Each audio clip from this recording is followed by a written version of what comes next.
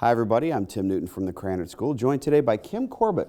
Kim is the Chief Human Resources Officer with the Hillman Group. She has an MBA from the Krannert School, and I'm really not going to talk too much about your corporate career right now, but you came to Purdue from Maine, where you'd been a basketball player under Sharon Versup.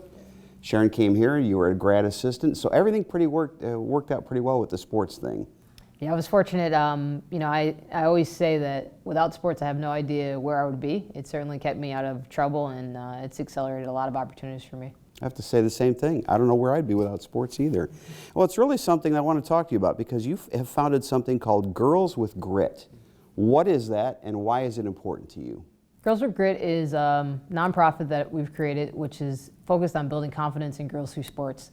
We primarily target girls in the inner city communities, and what we found or what we know is that girls who play sports, especially through high school, have higher levels of self-confidence, lower levels of depression. They're more likely to graduate high school and go on to college. And if you take that a step further, 94% of women executives played a team sport in high school. So our organization is really focused on getting girls into sports. In third grade, typically inner city students wouldn't start until seventh grade, which is far later than suburban counterparts, which would typically start in first grade. So we scholarship those students, we get them exposed to the sport, we teach them the foundational principles and the skills of the sport 70% of the time, and then 30% of the time we teach them the most important things, which are the life skills that you learn through sports, how to build relationships, how to be a great team player, most of all, how to have a little bit of fun with others. How many people are involved with this, and where did the spark for the idea come from? Yeah, tons of people are involved, from donors to our volunteers. This year we had 38 volunteers help support the program, and we're up to 125 slots in 4 different camps of our summer program. For me, it really came from sports being a foundation of who I am and who I've become. Without the sports, I wouldn't have been there, and I can remember having idle time at home. I didn't start playing organized sports until I was in 5th grade, and coaches were instrumental and impactful in my life. And so for me, giving kids an opportunity that somebody gave me and being able to expand that as large as possible is really where the drive comes from. It's ironic that that's my story, but as we started it with a couple coaches that I was working with at Withrow High School, a lot of them had very similar stories where sports had made such a transformational difference in them.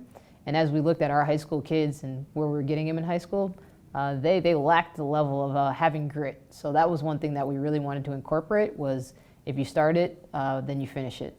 And so we really pushed the kids that in a positive environment with great teammates, you can finish anything that you start, because those are the foundations that a couple of us that came together to build it have found to be successful in where we are today. Kim, sometimes it's hard to get kids off the couch these days because they're playing video games or watching TV. Is that a big challenge for you in getting girls involved in sports in the first place? Yes, and the trick that we use is we do make it fun. So we do dance contests. We give them a little bit of time to just talk and connect, to ask us whatever questions they want to ask us, and make it so that they're not actually looking for their phone, because we've reinstated some of those basic things that's fun. We do cookouts and different things where we'll also just play board games and basic things and give them an opportunity to get to know us as people and show an invested interest. And you'd be amazed at how the first day everybody's shy and doesn't really want to talk. But after you take some time to intentionally build relationships, they come in, how was your day? How are you today? And they're very excited to have the opportunity to really have engagement. I think as a part of the culture, we've kind of created where you might give a kid a phone and say, hey, take care of yourself. So we're really trying to bring it back to how a lot of us grew up, which is actually having interaction and being able to have some fun together. When did that spark start for you? When did sports really become a big part of your life? So 5th grade was when I first started playing organized sports. I didn't know I was good because I had been playing in the park, so I had no idea. That year, I was discovered in gym class by somebody who had a father who ran an AAU program. And I played AAU that year. I got a couple college letters, and then I thought, oh, I might be pretty decent at this. Of course, now I know that everybody who plays gets college letter in AAU in 5th grade. It's a secret. Right. But for me, that became the element of I've had fun doing this, and there's a potential. And frankly, it became the first time where I thought, oh, well, maybe I'll go to college. I was the first to go directly to college on a scholarship of my family, and the first to directly finish college in 4 years.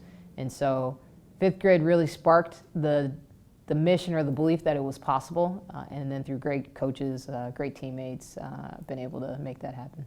If anybody watching is interested in getting involved with Girls with Grit, how can they help? How can they contribute? Yeah, great. Our website is actually www.girlswithgritcc.org, and we have the opportunity for folks to donate. A scholarship for one student athlete to participate in the program is $100, and that pays for them for the summer. We have a $500 level, and that funds equipment to help support it. And then we take trips with the girls in different environments, and we have a $1,000 level, which helps us support bringing the girls and exposing them to sports. For example, we bring the basketball girls to a WNBA game in Indianapolis to give them an opportunity to see women doing something that maybe they'll one day have an opportunity. There's also the opportunity to volunteer and give back through donations of food or time. You look like you're in playing shape. You still play? I still love to play. It's a passion, and I know that I will play as long as I can without being injured. But it's such a joy to go shoot some baskets, and you're having a bad day. You can make 10 in a row, and you're like, anything is possible. I can go out and conquer the world. Well, Kim, congratulations, not just on your corporate career, but really on your work with this. It's really, I think, a tremendous thing to try to get girls involved, and the more the merrier. We hope that everybody will jump on board with this. Absolutely. Thank you. For Kim Corbitt, I'm Tim Newton.